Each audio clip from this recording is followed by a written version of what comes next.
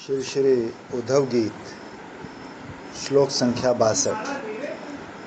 स्वयं भगवान श्री कृष्ण के जिन पदारविंदों की अर्चना लक्ष्मी जी, ब्रह्मा आदि आप्तकाम एवं योगेश्वर गण अपने अपने हृदय में किया करते हैं, रास मंडल में गोपियों ने अपने अपने स्तन मंडल पर अर्पित उन्हीं चरण कमलों को आलिंगन कर अपना कंदर्प ताप दूर किया। श्री ब्रजदेवियों ने जिस प्रेममयी आकुल पिपासा के पथ का आश्रय लेकर श्री कृष्ण को प्राप्त किया था, केवल उस गाढ़ अनुरागमय पथ की प्रशंसा से ही उनके उत्कर्ष की बात पूरी हो जाए, ऐसा नहीं। उनकी भगवत प्राप्ति भी परम उत्कर्षित है। निखिल प्रेमिक समाज की भगवत प्राप्ति की अपेक्षा कहीं अधिक उत्कर्षीय, जैसे उनका कृष्ण प्राप्ति का स्थान सर्ववेद दुर्लभ है, वैसे ही उनकी कृष्ण प्राप्ति भी सर्वोत्तम है। उद्धव जी श्लोक में इसी परम उत्कर्ष का प्रतिपादन कर रहे हैं। ये सर्वत्र प्रसिद्ध है कि श्री कृष्ण को जिस भाव से ब्रजदेवियों ने प्राप्त किया था, उस भाव से और कोई भी नहीं पा सका। सूर्य ग्रहण पर कुरुक्षेत्र में श्री कृष्ण से मिली गोपियों से कृष्ण ने कहा कि मेरे प्रति भक्ति ही प्राणियों के संसार मोचन में और मेरा पार्षदत्व प्रदान करने में समर्थ है, किंतु मेरे भाग्य से मेरे प्रति तुम्हारा जो स्नेह है वो मुझे बलपूर्वक आकर्षित कर तुम लोगों के निकट ले आता है। असम और स्वरूप ऐश्वर्य माधुर्यपूर्ण है। ये ब्रज बालाओं के महाभाव प्रेम द्वारा भाव्य हैं। उन्हीं स्वयं भगवान के प्रकट आविर्भाव युक्त पदारविंदों को स्नेह में अनुराग से आलिंगन कर इन ब्रज बालाओं ने विरह जनित संताप विदुरित किया था। मथुरा नागरियों ने कंस के रंगाले में श्री कृष्ण के दर्शन प्राप्त करके भी ब्रज बालाओं के सौभाग्य की ही भूरी भूरी प्रशंसा की थी। गोपियों ने ऐसी क्या तपस्या की है कि वो श्री कृष्ण के लावण्य सार असम और दो स्वयं सिद्ध क्षण क्षण नवीन दुर्लभ और यश सौंदर्य ऐश्वर्य के एकमात्र आश्रय इस रूप का नैनों से पान करते हैं। श्री ब्रजदेवियों ने गाढ़ अनुराग में आवेश के साथ श्री कृष्ण के श्री चरणारविंदों को आलिंगन किया था। हे प्रिय, तुम्हारे श्री चरण कमल अति सुंदर और कोमल हैं। इन्हें हम अपने कठोर स्तनों पर डरते हुए धारण करते हैं। और उपलक्षण से सभी ने श्री कृष्ण चरण वक्षों पर रखकर काम ताप शांत किया था।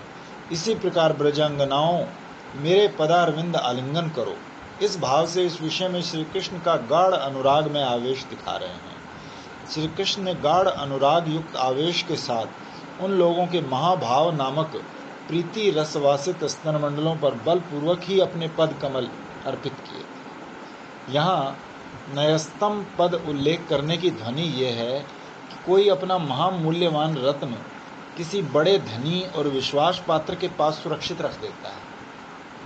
जहाँ महामूल्यवान रत्न का उत्कर्ष ही होगा, अपकर्ष की संभावना नहीं, ऐसे स्थान में ही आदमी उसे रखता है। इसी प्रकार श्री कृष्ण ने अपने प्रकट आविर्भाव युक्त पदारविंद उन ब्रज रामाओं के महाभावाख्य प्रीति रसवासित स्तनमंडलों पर सुरक्षित रखे थे, जो अपने स्वयं के सुख तात्पर्य से शून्य हैं, जो श्री कृष्ण के सुख की भावना को लेकर तन्मय हैं।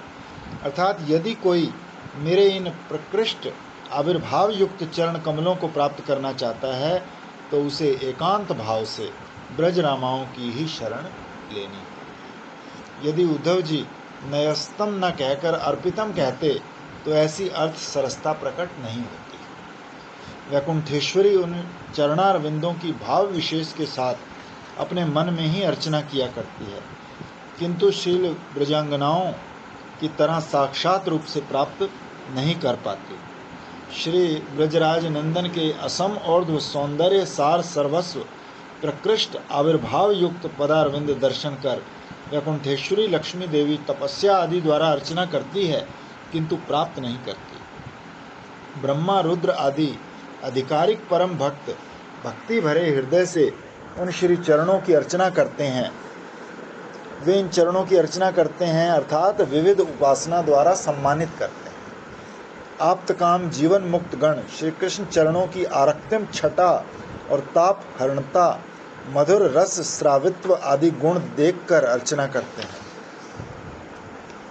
जीवन मुक्त पुरुष प्रकृष्ट या सर्वथा उत्कृष्ट जानकर हृदय में उन श्री चरणों की अर्चना करते हैं, अर्थात वैष्णव कृपा से मुक्ति को तुच्छ अनुभव कर परम फल रूप में श्री कृष्ण पाद पद्मों का आश्रय लेते हैं।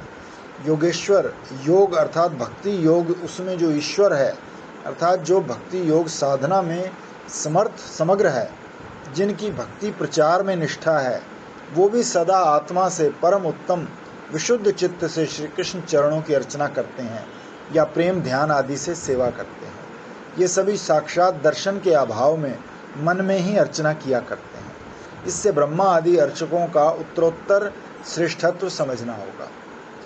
इस प्रकार इन सब के द्वारा अर्चित कहने से श्री कृष्ण पदारविंदों का क्रमशः सर्वार्थ प्रदत्व, परम फलत्व और परम आराध्यत्व आदि महात्म भी वर्णित हुआ है। ऐसे सर्व दुर्लभ श्री कृष्ण चरणारविंद श्री ब्रज बालाओं ने परिपूर्ण रूप से ही प्राप्त किए हैं। प्राप्ति का स्थान और काल निर्देश कर कहा कि रास गोष्ठयाम, रास की उपकर्म सभा में यमुना पुलिन पर उन्होंने श्री कृष्ण पदारविंद प्राप्त किए थे। इस रास लीला के स्थान और काल का ऐसा अपूर्वत्व है कि श्री ब्रजदेवियों ने उद्धव जी से श्री कृष्ण का भेजा संदेश सुनकर रास रजनी का स्मरण कर उनसे पूछा था कि हे यदु प्रवीर, यहाँ हम लोगों ने तुम्हारे प्रभु के साथ बहुत सी रात्रियों में विहार करने का सौभाग्य प्राप्त किया था। उनमें से जैसी परिपूर्ण आस्वादन चमत्कारिता रास रजनी में निहित थी, वैसी किसी भी रजनी के विलास में नहीं थी। तुम्हारे प्रभु क्या उन रास रजनियों की बात स्मरण करते हैं? उन रजनियों की बात मन में आते ही हृदय एक अनिर्वचनीय उन्मादना से अधीर हो उठता है। उस रात्रि को वृंदावन के आकाश में उदित हुआ था शारदीय पूर्ण शशधर। उस दिन चंद्रमा ने किंचित भी ज्योत्सना अपने भंडार में न रखकर अपना समस्त ज्योत्सना लोक वृंदावन यमुना पुलिन पर बिखेर दिया था। उसकी सूची शुभ्र किरणमालाओं से वृंदावन यमुना पुलिन उद्भासित हो उठा था। उस रात के ज्योत्सना आलोक में हमारी सूक्ष्म रोमावली भी दिख रही थी। कालिंदी के जल में फूटी थी कुमुद आदि शुभ्र वर्ण जलज कुसुमावली और तटवर्ती उपवनों में शुभ्र वर्ण कुंद मलिका आदि कुसुम विकसित हुए थे। वो चांद और कुसुमावली अन्य किसी दिन इस प्रकार उदित और विकसित नहीं हुए थे, किसी दिन होने की संभावना भी नहीं। और उस दिन यमुना पुलिन की बालुका राशि भी कपूर चूर्ण की तरह शुभ कोमल स्निग्ध और सुगंधित थी। उस रात की बालुका राशि हम लोगों के नृत्य के समय प्रेम से विगलित हो गई थी। इसीलिए हम 300 करोड़ ब्रजांगनाओं के कंठों में हाथ डालकर तुम्हारे प्रभु ने नृत्य किया तो एक बालू का कण भी नहीं उड़ा। विशेषतः आकाश में विमान स्थित देव गंधर्व आदि ने विपुल शुभ्र सुगंधी पुष्प बरसाए तो वो रास स्थली का बिछावन बन गया। उस रास मंडली में नृत्य के समय हम सब के पैरों के नुपुरों, कटिकिंकड़ियों, हथकंगनों की जो अति सुमधुर ध्वनि उठी, उससे विविध वाद्य यंत्रों की ध्वनि भी तिरस्कृत हो गई। हे यदु प्रवीर, उस रास रजनी में हम सब प्रियाओं के साथ उसका रास विलास हुआ था।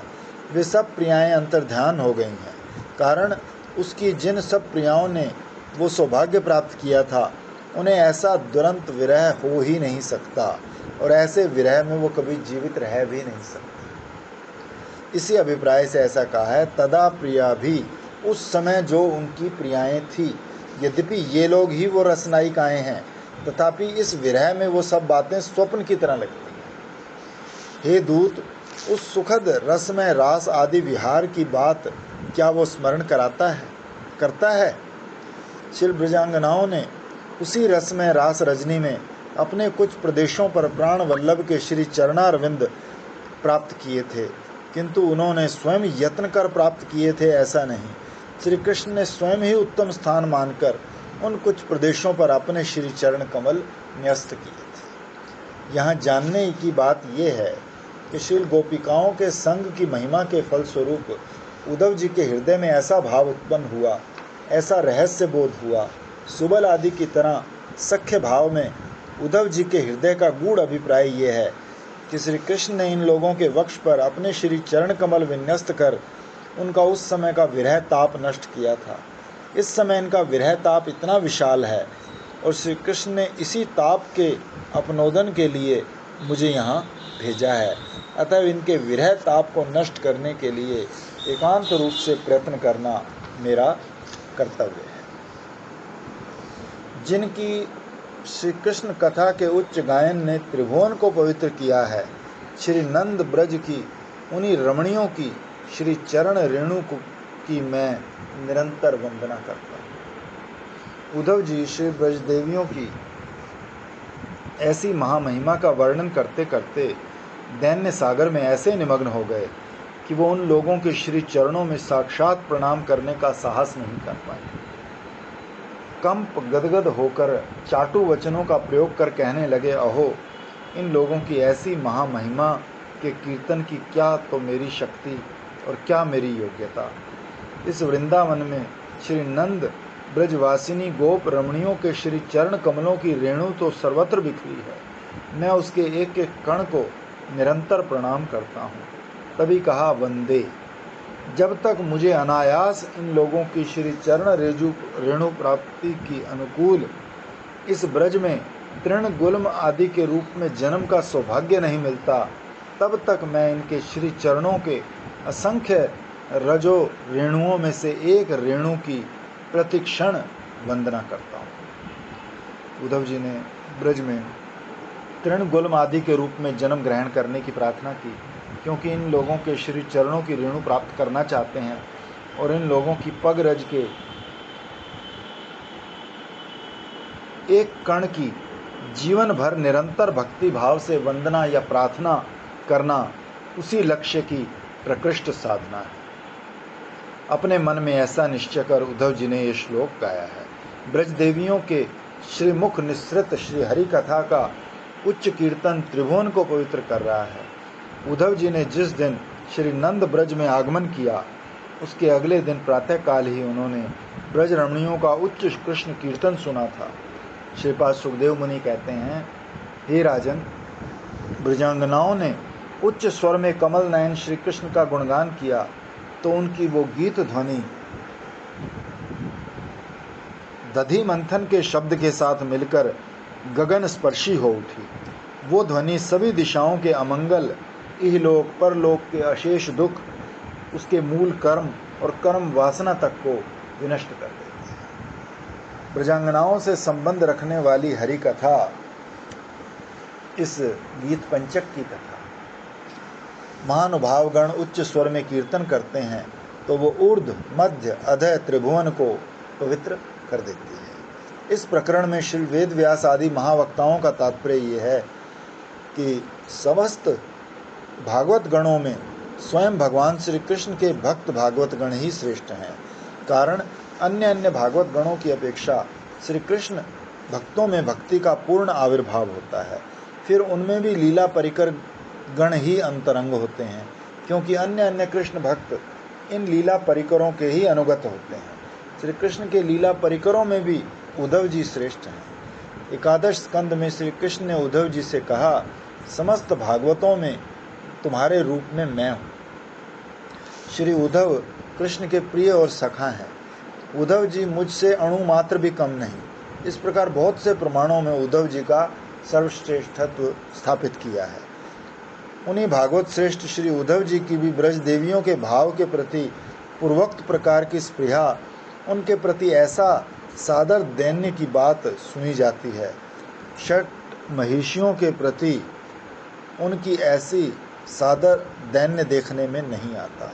अतः ऐसा कौन है जो ब्रज देवियों के श्री चरणों का अनुगत्य नहीं करेगा। फिर इन ब्रज देवियों में भी राधा रानी सर्वश्रेष्ठ है। अतः श्री राधा रानी के श्री चरणार विंदों की सेवा की वांछा किए बिना कौन रह सकता है। हमारे इस विशेष कलयुग में श्री राधा की भाव कांति अंगीकार करने वाले श्रीमन महाप्रभु और उनके चरणाश्रित श्री रूप सनातन आदि आचार्य पादगण ने यही महादुर्लभतम श्री राधा दास्य विश्व मानव को अकातर रूप से दान किया है। धन्य है ये कलयुग, धन्य धन्य इस कलयुग का मानव समाज। फिर अतिशय धन्य अति धन्य वो जिन्होंने श्रीमन महाप्रभु और निताई चांद की अनुकंपा से श्री रूप सनातन आदि गोस्वामी पाद के श्री चरण अनुगत्य में श्री उद्धव आदि महामनीषियों के लिए भी ऐसी महादुर्लभतम श्री राधा दास्य का सौभाग्य प्राप्त किया है। ब्रज के ठाकुर ने श्री राधा के प्रेम माधुर्य पर प्रलुब्ध होकर श्रीमन महाप्रभु के रूप में अवतीर्ण होकर राधा रानी के चरम भाव दिव्योन्माद का गंभीरा लीला में आस्वादन किया। श्रीमती जी की भाव माधुरी के आस्वादन के पश्चात भी उनके मन में इस राधा दास्य मंजरी भाव के आस्वादन की वासना जगी। इस मंजरी भाव के आस्वादन में ही उनके श्रीअंग में अद्भुत अष्ट सात्विक भाव प्रकट हुए। इसी भाव के आस्वादन में कूर्माकृति हुए और इसी भाव के आस्वादन में उनकी अस्थियां संधियां शिथिल हुई। उद्धव जी 10 महीने इस प्रकार ब्रज में रहकर कृष्ण लीला गायन कर सब ब्रजवासियों का चित्त समाधान कर मथुरा लौटने को हुए तो प्रेम परिपाटी अनुसार सबसे अनुमति देने के लिए प्रार्थना की। वो वृष्णिकुल श्रेष्ठ होने के कारण सभी नीतियों के ज्ञाता जो थे, उन्होंने श्रीमती राधा रानी के प्रेम के महान उत्कर्ष का अनुभव किया था, इसलिए पहले राधा रानी के श्री चरणों में ही मथुरा लाने की अनुमति मिली। वे श्री कृष्ण प्रेयसी शिरोमणि श्री राधिके, मेरा आप लोगों के श्री चरणों के समीप आजीवन रहना ही परम लाभ है, पर आपके प्राण कोटि प्रीतम श्री कृष्ण आप लोगों के संवाद के लिए अत्यंत उत्कंठित हैं, इसलिए मैं उनके चित्त विनोदन के लिए मथुरा जाना आवश्यक समझता हूँ। अपने प्रीतम को कुछ कहलवाना हो तो इस दास को आज्ञा दीजिए। तो ये सुनकर श्रीमती बोली, हे उद्धव, तुमने जैसे हम लोगों को हमारे विरह में हुई कृष्ण की व्यथा बात बताई थी, वैसे हमारी दुरावस्था की बात उससे सहसा ना कहना। कारण मैं तो ब्रजमयी हूँ, मैं तो वज्रमयी हूँ। उसके दुख की बात सुनकर मेरा हृदय विदीर्ण नहीं हुआ, किंतु वो नवनीत में है, माखन की तरह। उसका हृदय नवनीत की तरह अतिशय सुकोमल है। वो हम लोगों की दुरावस्था की बात सुनकर प्राण धारण नहीं कर सके। हे उद्धव, तुम्हारे प्रभु को मथुरा पहुंचाकर जिस दिन सुबल आदि सखा ब्रज में लौट कर आए, उस दिन मैंने सुबल से पूछा था, हे सुबल, क्या मथुरा में कोई कृष्ण प्रेमिक है जो उसका मन जानकर सेवा कर उसे सुखी कर सके? क्या वहाँ राधा नाम की उसकी कोई दासी है? वो मथुरा में है, इस बात को लेकर हम लोग इतने दुखी नहीं हैं, पर उसका मर्म समझकर सेवा करने वाला कोई है या नहीं, इस चिंता से हम सविशेष दुखी। तब सुबल ने तुम्हारा ही नाम लिया था। तुम्हारी बात सुनकर मैं कुछ शांत हो गई थी, किंतु तुम जब गोपियों के साथ वार्ता कर रहे थे तो तुम्हारे मुंह से ये बात निकली कि तुम लोगों के विरह में वो भी कातर हैं। ये सुनते ही मैं समझ गई तुम काम की बात जानते हो, प्रेम की कोई खबर नहीं रखते। तुम काम की बात जानते हो, प्रेम की खबर नहीं रखते। हम लोगों को सांत्वना देने आए और हमारे आगे उसकी कातरता की बात कही तो मैं समझ गई कि मैंने जो सुना था कि तुम एक प्रेमिक हो, वो गलत था। उस दिन से मेरी उन्मत्तता बढ़ गई। उद्धव जी महाप्रेमिक थे, किंतु उनमें भी त्रुटि है, वो समझ गए। जहाँ लक्ष कोटि बत्तियाँ जलती हैं, वहाँ भी अंधेरा छिपा रहता है, ये समझ में आता है सूर्य के उदय होने पर। इसी प्रकार राधा रानी की बात सुनकर अपने महाप्रेम के भीतर भी छिपी त्रुटि उद्धव जी की पकड़ में आ गई।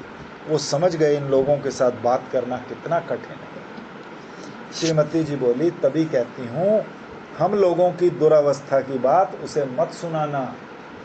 सुनानी भी पड़े तो धीरे धीरे अवसर देखकर। ये कहकर उन्होंने उद्धव जी को एक पत्रिका पकड़ाई। उस समय श्री राधा की आंखों में जल था, उनके हाथ कांप रहे थे। उस पत्र में इस प्रकार लिखा, हे ब्रज सुधाकर, यद्यपि तुम ब्रज में अंधेरा कर मथुरा गगन में उदित हुए हो, तथापि कलंक की आशंका से ब्रजांगनाओं का त्याग मत करो। चंद्रमा मृग रूप में लांछन का चिन्ह वक्ष पर लेकर ही सबके आगे उदित होता है। इसके लिए चंद्रमा पर कोई दोषारोपण नहीं करता। उसी तरह हम लोगों को वक्ष पर रखो। उद्धव जी बोले, आपके प्राण वल्लभ से एक बार ब्रज में आने का अनुरोध करूं? राधा रानी ने कहा, नहीं। जब तक वो निश्चिंत होकर मेरे पास नहीं आ सकता तब तक सचिंत हृदय से मेरे पास ना आए, क्योंकि हम लोग केवल उसे पाकर ही सुखी नहीं, हम सुखी होते हैं उसे सुखी निश्चिंत देखकर, उसके चेहरे पर हंसी देखकर। प्रेमिक प्रेमिका का अनुरोध में मिलन सुख कर नहीं होता, अनुराग में मिलन ही सुख कर होता। इसके पश्चात उद्धव जी ने मथुरा जाने के लिए अन्य सभी गोपियों से अनुमति मांगी। उनकी अनुमति लेकर वात्सल्यमयी माता यशोमती से मांगी, नंद बाबा की अनुमति ली, तत्पश्चात गुरुजनों की और बाकी सभी गोपियों की अनुमति ली। उद्धव जी ब्रज से निकलकर रथ के निकट आकर खड़े हुए तो श्री ब्रजराज आदि सभी गाढ़ अनुराग से भरकर अपने अपने चिन्हों से अंकित उपहार देने लगे। ब्रजेश्वरी माता ने अपने पुत्र श्री बलदेव, श्री रोहिणी और श्री देवकी देवी के लिए नवनीत क्षीर के लड्डू आदि दिए। श्री ब्रजदेवियों ने अपने प्राणेश्वर के लिए अपने अपने शिल्प चिन्हों से अंकित गुंजाहार आदि दिए। श्री दाम आदि सखाओं ने अपने प्रिय सखा के लिए दिए वन्य पुष्प, फल, मूल आदि। श्री ब्रजराज ने अपने पुत्र के लिए कस्तूरी, गजमुक्ता हार आदि, श्री वसुदेव के लिए घृत शर्करा आदि, श्री उग्रसेन जी के लिए गौरस दिया। उद्धव जी के लिए सब ने वस्त्र, अलंकार आदि नाना प्रकार के उपहार दिए। ये सब देते समय श्री कृष्ण का नाम लेने में आंखों में प्रेम अश्रु उमड़ पड़े, कंठरोध हो गया। तत्पश्चात श्री नंद आदि गोपों ने सजल नेत्रों से गदगद कंठ से कहा। इस प्रकार श्री कृष्ण अनुरागमयी भक्ति से सम्मानित होकर उद्धव जी लौटे। तो मथुरा में प्रवेश कर उन्होंने सबसे पहले अपने अंतःपुर में अवस्थित श्री कृष्ण को प्रणाम किया। श्री कृष्ण ने भी उन्हें आलिंगन किया और कुशल प्रश्न किया। तो उद्धव जी ने ब्रजवासियों का श्री कृष्ण के प्रति विलक्षण प्रेम, उनकी अनुरागमयी बातें, चेष्टाएं सबके विषय में बताया। हे प्रभु, तुम्हारे साक्षात दर्शन से ही ब्रजवासियों को आनंद मिल सकता है, उनके दुख शोक आदि की भी निवृत्ति हो सकती है। तुम्हारे दर्शन के बिना मेरे चातुर्य और तुम्हारे संदेश भेजने से उन्हें सुख मिलेगा और दुख की निवृत्ति होगी, इसकी कोई संभावना नहीं। उद्धव जी ने वात्सल्य प्रेम सिंधु श्री नंद महाराज की महा अनुरागमयी प्रेम चेष्टाओं का वर्णन किया, किंतु माता यशोमती अनुराग से गदगद कंठ होकर कुछ भी कहने में असमर्थ हो गई, तो वहाँ सभा में ही उन्मुक्त रूप से रोने लगी। इसके पश्चात उद्धव जी श्री ब्रजराज, ब्रजेश्वरी आदि जिसने जो उपहार दिए थे उनका नाम ले लेकर उनको उपहार देने लगे। किंतु जब रात हुई तो उद्धव जी ने निर्जन में श्री कृष्ण प्रेयसियों का दावानल उद्घाटित कर दिया। उद्धव जी ने श्रीमती राधा रानी के दिव्योन्माद चित्र जल्प का आभास मात्र व्यक्त किया था। उसे